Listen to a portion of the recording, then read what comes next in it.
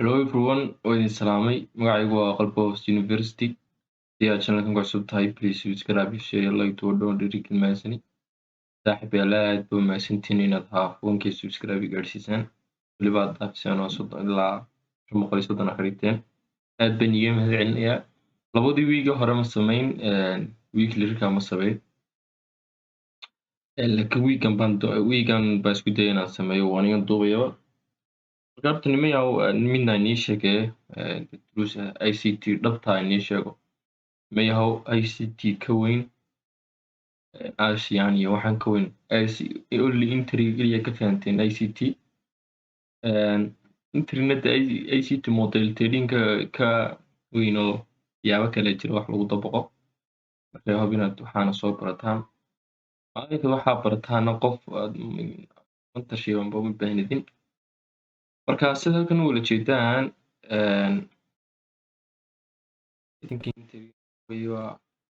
ardayga waxaan la wadaagtaa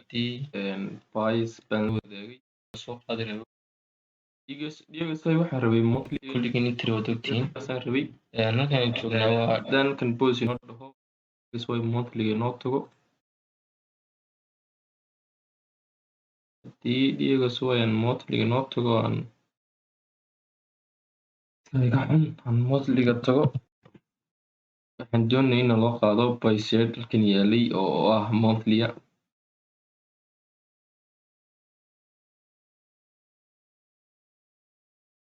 weli lama qaadin oo waxaan doonay in by set kan loo qaado by set kan monthly baan taarget galinay in monthly by set kan la qaadan doonayay sababtoo ah sel set bay ka timi waxay kaloo ka timi dad wala jeedaan halkani sidoo kale waxay ka timi fair value gap bay ka timi oo halka kana oo weli fair value gap waliba la ixtiraamayo weli lama jebin oo marka kan la jebiyo ayuu fair value gap noqonayaa mid aan la ixtiraamin marka fair value gap ka bay qaaday sidoo kale buy set kan bay qaaday sell set kan bay qaaday haddii aad ogtahay in buy set kan la qaaday sell set kan la qaaday waxay taariikhanayaan negative buy set ka xiga la taariikhanaya marka waxay ka caawinaysaa inaad ogaatay ka caawinaysaa sidoo kalena iyadana waxaan rabay haddaan videogii aan dib inugu celiyo oo DXY videogii dib inugu celiyo waxaan rabay videogan soo dhigayo waa kan monthly correction baa laga sameeyo haddana bayseeradan meelahan waa meel loo socdo wey dailiga waxaa rabay in lagu soo noqdo fair value gapkan inta fair value gapkan lagu soo noqdo bayseerkaa sare lasoo qaado sababtoo suuqa wuxuu ka yimi eagle lowiskan buu ka yimi dan fair value gapkan oo suu ka yimi haddana fair value gapkan baa active noqday waxaanoo bayseer baa la qaaday haddana bayseerkan baa la qaaday haddana kan baa la qaaday haddana value imbalancegaasa la tegey lama ixtiraamin still up buu noqday bayseerkaasu soo qaatay marka taasi waa sidan taarget gelinaya weeye oo targetkayga saasuu ahaa haddaan imika DXY tagno haddaan hadda DXY tagno DXY ku noqono DXY daynigeeyo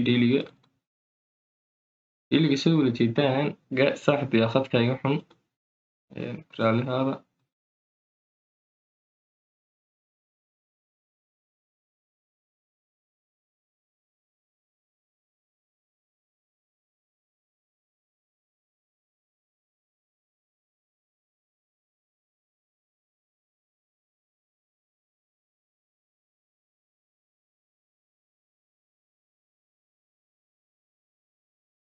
iga soo waxaan rabay in buy setkan lasoo qaado saaxiibayaal haddaan daily tagno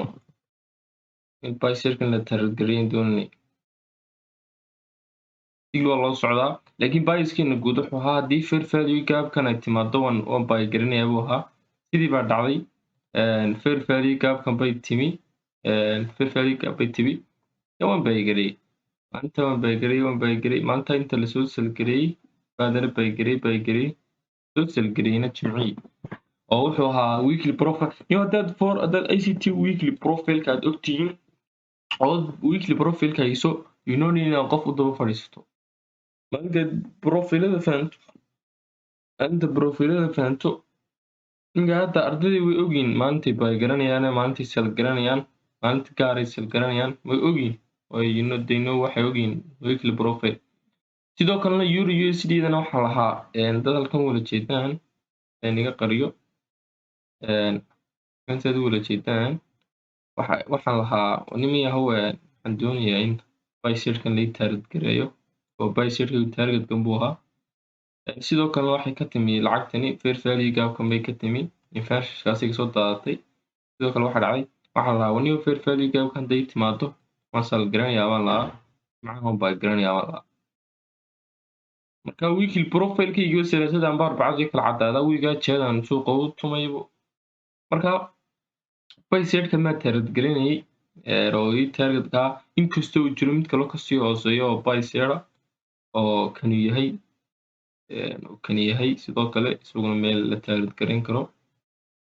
sababta haddaad aragto bicycle la qaaday negasid iyo halka la target garanaya waa bicycle marka sidoo kale iyadana waxaan ka raadinayaa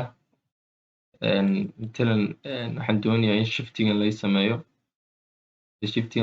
fair value gaabka laygu soo noqdo bicycle la target gareeyo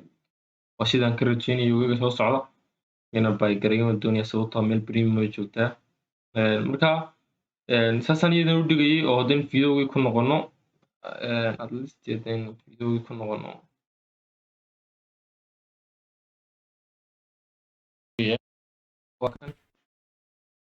haddaan isla eegno next pair ku xiga yani sida marka iyadana fair value gaabkan baa iyadana macquulan bakan sare labada mid baa lay tegayaa inoo lasoo saarana iyadana USD drone doon baan ka haddaan isla eegno next pair kaas wuxuu ahaa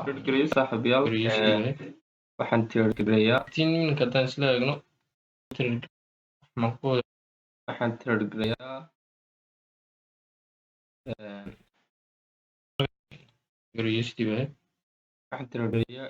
SPX 500 iyo USD nafta waxaan kale meesha isaga jiraan beeran karo wixii tiriya kuma qaato marka nimayahow waxay naga caawinaysaa inaad waxaan fahamtaan dad weekly profile fahamsantiin ICT-na kooni oo ASEAN keliya la qaaday no inaad ogtahay suuq meesha u socday meesha laga socdo next down si aad ka cabanayso bias trigger baan ku hayaa mentorship baan leeyahay isdiiwaangeli qaado cilmiga qaado cidna ha u baahan inodina cid daba fadhiisatid anigaad profilada fahanto biaskana fahanto biaskuna waa in yaroo topiga lagaa siiyo wax yaroo fahan guuda adaa waxaan soo saaranaya marka saaxiibayaal waxaan u baray qasayda waa meelaha la target garanayo oo liquidity la target garanayo marka markastoo liquidity la target garayo oo lasoo daadanaya haddana kin la target garayo oo lasoo daadanaya marka saaxiibayaal wax maanta intiri oo ina tusaya ma jirto biaskaasi maan la wadaagayay sababtoo ah intiri iyo waxaan waa joojiyey intrigii ugu dambeeyey USD shalay $1 qaatay kan buu ahaa